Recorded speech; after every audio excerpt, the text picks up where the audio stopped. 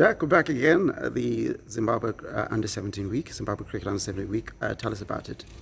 Yeah, so if you remember back in April, we had a interprovincial week that showcased the talent of the juniors from around the country. What's happened now is that five provinces has now been reduced to 3 teams. That will allow them to play again starting tomorrow in a week of cricket, building up to 2 things. One is that the St. George's T20 is coming up at the end of the month, but more importantly from a Zimbabwe cricket perspective is that the under-17s from South Africa will be touring Zimbabwe on the 18th of September.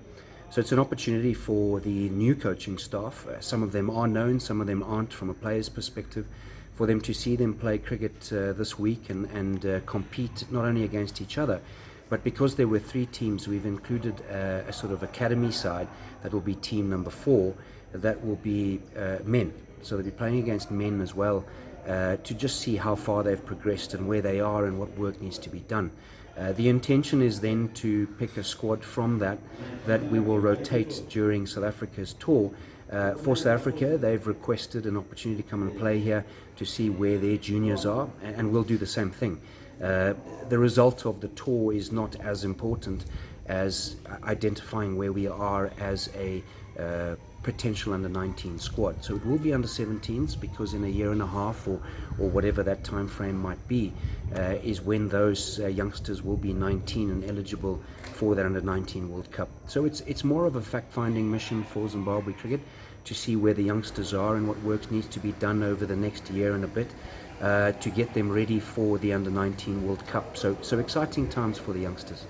And so you say there is an academy side. Is there an age cutoff? You're saying it's men.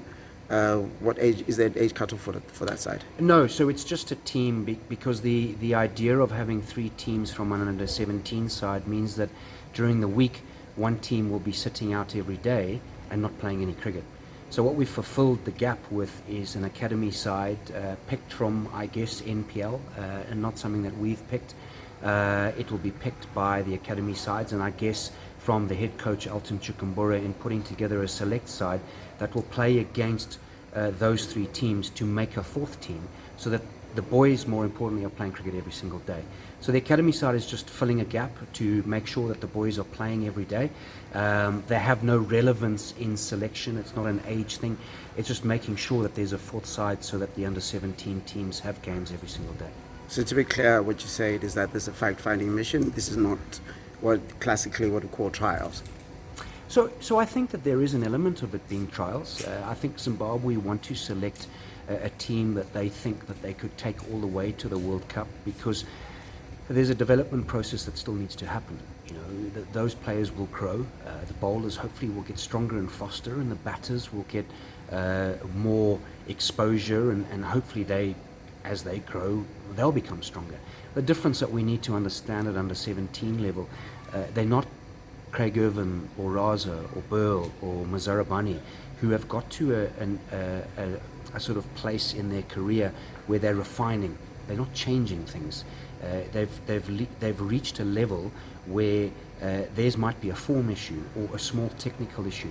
When you're dealing with under-17s, it's important to realize that now we're in August.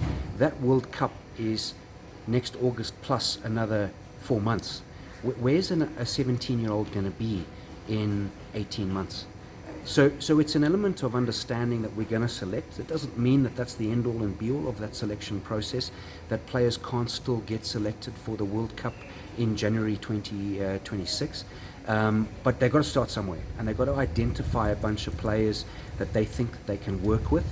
It's not that they're ready as the end product, but an understanding that technique looks good, that pace looks good. It's a bit rough around the edges at the moment, but in the next 18 months I'm going to work on that kid, because I think he's a player that we can take to the World Cup. How much tracking of those that performed or played in the last under-17 week has there been? So I guess there hasn't really been a lot of cricket. We did that week in April. That was the end of schools cricket in essence. They then did their winter sports. So starting tomorrow, it's almost like pre-season for them. They're going into cricket season. So the tracking of the players, not really relevant, because a lot of them haven't been playing. The nice thing is that there's been a couple of players that have been playing NPL. And that's really good. And hopefully that those players that have been, that exposure that they've given and they've continued playing NPL, that they should stand up above the rest of them. The intention is also to see how we can integrate in the next year. You know, NPL 45 has just finished. We're about to start NPL 20. How do we make sure that Elton Chikumbura and his team can integrate more players into the NPL for next season? So the timing of what they're trying to do, I think, is perfect. They've got some time on what they want to build and what they want to work on. And next year, hopefully, that there's some kind of system that ZC can put in place that those players of, we'll call them national interest for a perceived spot in the under-19 side, are giving more opportunities and playing against men. That's what they need to do. So what are the exact dates and where is it happening? So the two venues will be Prince Edward and Takashinga. It starts tomorrow the 17th and it will end on the 24th. There's a couple of rest days in between. It looks like the calendar or the fixture list will allow each team to play each other twice. There's no winner, there's no loser. I think what it is to get these boys through their paces, looking at where they are.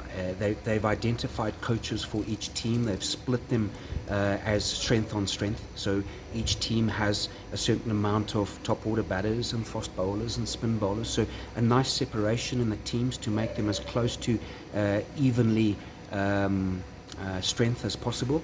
And between them, that will be a challenge that I think the selectors will watch. What I'm interested in seeing is how they stand up against the select side, which in essence should be men.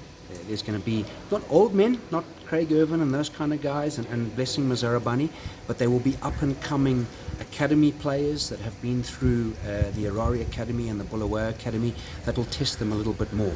And that's exciting to see how they're going to stand up to that. Okay, all the best.